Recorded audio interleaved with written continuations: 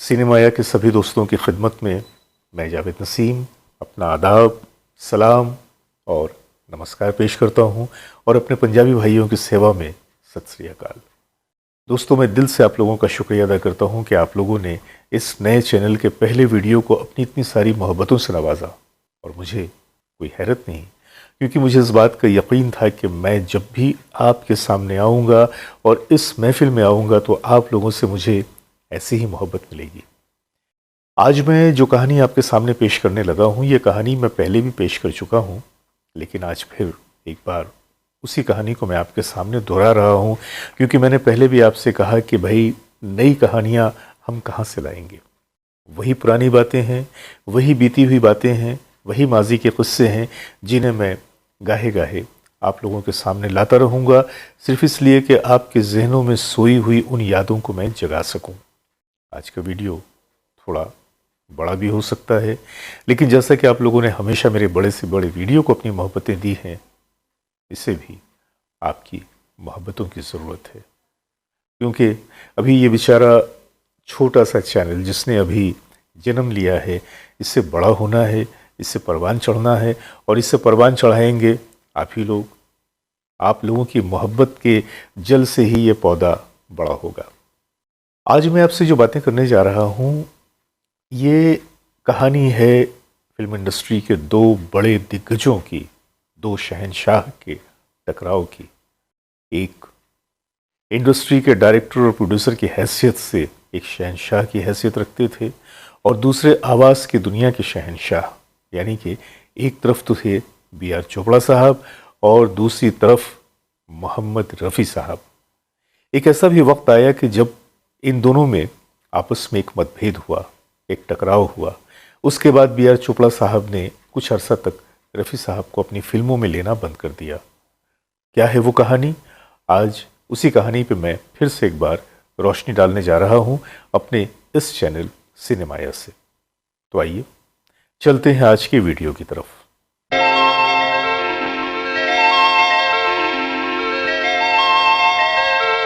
बलदेव राज चोपड़ा यानी B.R. चोपड़ा हमेशा से अपनी फिल्मों की वजह से सुर्खियों में रहे।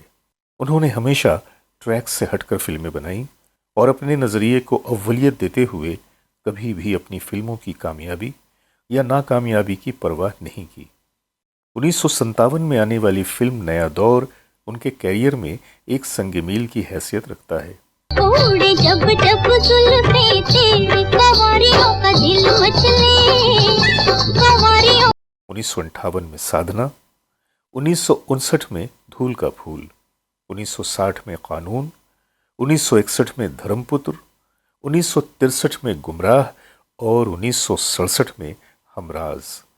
ये ऐसी फिल्में थीं जो इंतहाई कामयाब रहीं, और इन फिल्मों ने B.R. चोपड़ा के कद को बहुत बुलंद कर दिया। तुम मगर मेरी नजरों के आगे रहो, मैं हर एक। और कहीं ना कहीं इन फिल्मों की कामयाबी ने उनके जहन और दिल में यह ख्याल चस्पा कर दिया कि वो अजीम हैं और वही हर्फ आखिर। नया दौर से पहले भी उन्होंने कई फिल्में की, मसलन 1951 में अफसाना, 1953 में शोले, 1954 में चांदनी चौक और 1956 में एक ही रास्ता। पर उनकी बुलंदी का आगाज हुआ नया दौर से। ये देश है वीर जवानों का, अलबेलों का, मस्तानों का, इस देश का यारो। वक्त की ये गाड़ी चलते चलते एक ऐसे मकाम तक पहुंची कि वक्त ने इन दोनों पहाड़ों को एक दूसरे के आमने सामने कर दिया। एक मौका पर जबकि रफ़ी साहब चोपड़ा साहब के ऑफिस में मौजूद थे, चोपड़ा साहब ने रवि साहब की मौजूदगी में उनके सामने एक एग्रीमेंट रख दिया और कहा कि आप इस पे दस्तखत कर दीजिए। रफ़ी साहब ने जब पूछा तो चोपड़ा साहब ने कहा कि आज से आप सिर्फ B.R. प्रोडक्शन के लिए गाने गाएंगे। रफ़ी साहब ने जब वजाहत चाही तो फिर चोपड़ा साहब ने वही अल्फाज दोहराए कि आज से आप B.R. प्रोडक्शंस के सिंगर हैं, लिहाजा आप सिर्फ इसी बैनर तले गीत गाएंगे। रफ़ी साहब ने एक बार गहरी नज़रों से चोपड़ा साहब को देखा और बोले, मेरे लिए ये मुमकिन नहीं, मैं इंडस्ट्री में गाने के लिए आया हूँ और हर किसी को जिन्हें अपनी फिल्मों में मेरी आवाज़ की ज़रूरत पड़ेगी उनके लिए मैं गाऊंगा, लिहाजा आपकी शर्त को मानने से मैं मजबूर हूं। रफ़ी साहब का यह जवाब चोपड़ा साहब को अपनी तौहीन महसूस हुआ। भड़क उठे और दो चार सख्त जुमले रफ़ी साहब को सुना दिए और कहा, देखना मैं इंडस्ट्री में दूसरा मोहम्मद रफ़ी पैदा करके दिखाऊंगा। रफ़ी साहब ने मुस्कुरा कर कहा, जी बेहतर, और ऑफिस से निकल आए। उसके बाद बीआर साहब ने रफ़ी साहब से खुद को किनारा कश कर लिया। इस वाक़े से पहले भी बीआर चोपड़ा ने मेल वॉइस में दूसरे गुलकारों का इस्तेमाल तो किया था, जिनमें महेंद्र कपूर साहब का इस्तेमाल सबसे ज़्यादा हुआ। जैसे कि धर्मपुत्र में रफ़ी साहब का एक ही गाना था, वक़िया महेंद्र कपूर के साथ, जबकि ये फिल्म 1961 में आई थी। गुमराह में भी महेंद्र कपूर के ही गाने थे। हमराज के वक्त भी रफ़ी साहब नहीं थे और वक्त के वक्त भी फिल्म का टाइटल सॉन्ग ही रफ़ी साहब की आवाज़ में था, जबकि दूसरे गीतों में महेंद्र जी को इस्तेमाल किया गया था। अब जहाँ तक वक्त के टाइटल सॉन्ग की बात थी, तो वक्त ने साबित किया कि दो पहाड़ों में एक पहाड़ तो बर्फ़ का था जो वक्त की गर्मी से पिघल गया।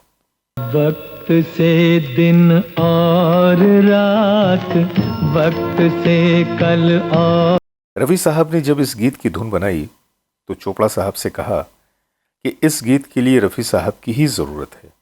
चोपड़ा साहब ने साफ मना कर दिया, पर रफ़ी साहब ने इस गीत के बारीक पहलुओं को जब उजागर किया तो चोपड़ा साहब नर्म पड़े, क्योंकि साहिर लुधियानवी साहब भी अपने कलाम के हिसाब से रफ़ी साहब की ही आवाज़ में इस गीत की रिकॉर्डिंग चाहते थे।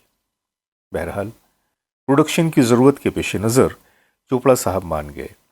उन्होंने रवि साहब से कहा कि आप कल जाकर बात कर लें और एक ब्लैंक चेक दे दिया कि इसमें जो रकम रफ़ी साहब चाहें मुआवजे के तौर पर भर लें।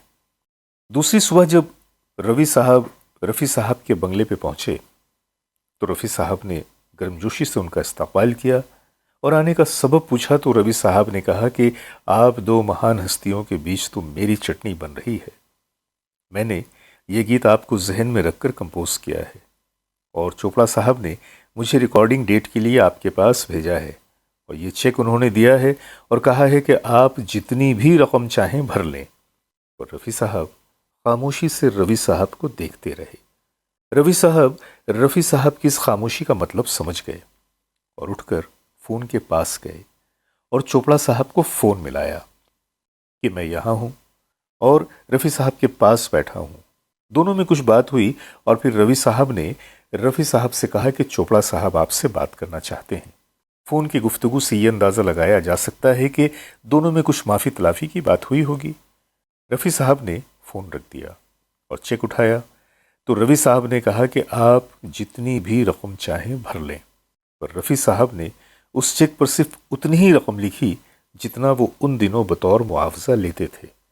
गाने की रिकॉर्डिंग हुई और ये गाना न सिर्फ ये कि लाजवाल साबित हुआ बल्कि दो अजीम लोगों के दिलों को मिलाने का भी सबब बन गया। वक्त की गर्दिश से है चांद तारों का। रवि साहब ने भी सुकून की सांस ली। 1969 में आने वाली फिल्म इत्तेफाक में म्यूजिक डायरेक्टर सलील चौधरी थे, पर 1970 में आदमी और इंसान में रवि साहब फिर नजर आए और ज्यादातर गीत इस फिल्म के महेंद्र जी के हिस्से में आए। जिस नाते ने इनको बांधा वो नाता है। ऐसा लगता है कि चोपड़ा साहब ने मजबूरी में तो वो कदम उठा लिया था, पर अब भी वो एक नए रफ़ी को पैदा करने की कोशिश में रवि साहब के कंपोजिशंस पे महेंद्र जी को मौका दिए जा रहे थे। आदमी और इंसान में रफ़ी साहब का एक नगमा था। ये नगमा भी गायकी के एतबार से रफ़ी साहब के लिए ही था। वतन का क्या होगा अंजाम, बचा ले ऐ मौला ऐ राम। 1972 की फिल्म दास्तान में दिलीप साहब थे और रफ़ी साहब का एक ख़ास गीत न तू ज़मीं के लिए है न आसमां के लिए, ये गाना था। न तू ज़मीं के लिए है न आसमां। इस फिल्म में भी मगर महेंद्र जी सुने गए, अलबत्ता म्यूजिक डायरेक्टर लक्ष्मीकांत प्यारेलाल थे। आगे की फिल्मों का जायजा लें तो धुंध, ज़मीर, छोटी सी बात, कर्म, पति पत्नी और वो, इंसाफ का तराजू, यानी कि 1980 तक आने वाली फिल्मों में हर जगह महेंद्र जी ज्यादा नजर आए। म्यूजिक डायरेक्टर्स तो बदलते से नजर आए, मगर रवैया वही था, रफ़ी साहब को मजबूरी में याद करना। और फिर 1980 में रिलीज होने वाली फिल्म द बर्निंग ट्रेन की ट्रेन पे पिक्चराइज होने वाली कव्वाली में आशा जी की शोख और चंचल गायकी में अपना रंग मिलाते हुए रफ़ी साहब नजर आए।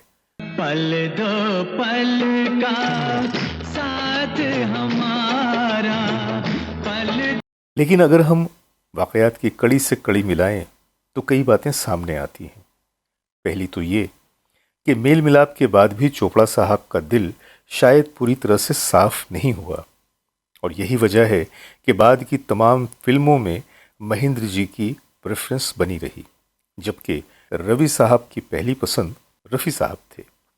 दास्तान में अगरचे लक्ष्मीकांत प्यारेलाल थे, पर उनके पसंदीदा गुलकार को एक ही गीत दिया गया, क्योंकि उस गीत को अदा करना महेंद्र जी के लिए कठिन था। बर्निंग ट्रेन में तो आर.डी. बर्मन थे, पर वो कव्वाली एक ऐसे तर्ज की थी कि रफ़ी साहब मजबूरी बन गए, और बी.आर. चोपड़ा की नापसंदीदगी और आर.डी. साहब की भी नापसंदीदगी के बावजूद उस गीत में रफ़ी साहब को लिया गया, जबकि आर.डी. साहब तो ये कहते हुए भी बाज नहीं आते कि आई साइड लाइन रफ़ी। दोस्तों, मैं उम्मीद करता हूं कि आज का ये वीडियो गच्चे मैंने दूसरी बार पेश किया आपके सामने, लेकिन आप लोगों को पसंद आया होगा।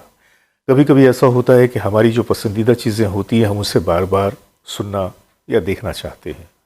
रफ़ी साहब के गानों को ही लीजिए, क्या कभी ऐसा भी हुआ है कि रफ़ी साहब का कोई गीत आपने सिर्फ एक बार सुना हो या 2 बार सुना हो? क्योंकि रफ़ी साहब के गीतों को आप सैकड़ों बार सुनते हैं, हज़ारों बार सुनते हैं, फिर भी जी चाहता है कि एक बार इस गीत को और सुना जाए। तो रफ़ी साहब से जुड़ी हुई जो बातें हैं वो भी कुछ इतनी मधुर, इतनी प्यारी हैं और इतनी यादगार हैं कि जी चाहता है कि उनकी अज़मत का इजहार इसी तरह से किया जाए कि उन वाक़यात को, उन बातों को एक बार फिर से दोहरा दिया जाए। आज मैंने वही किया।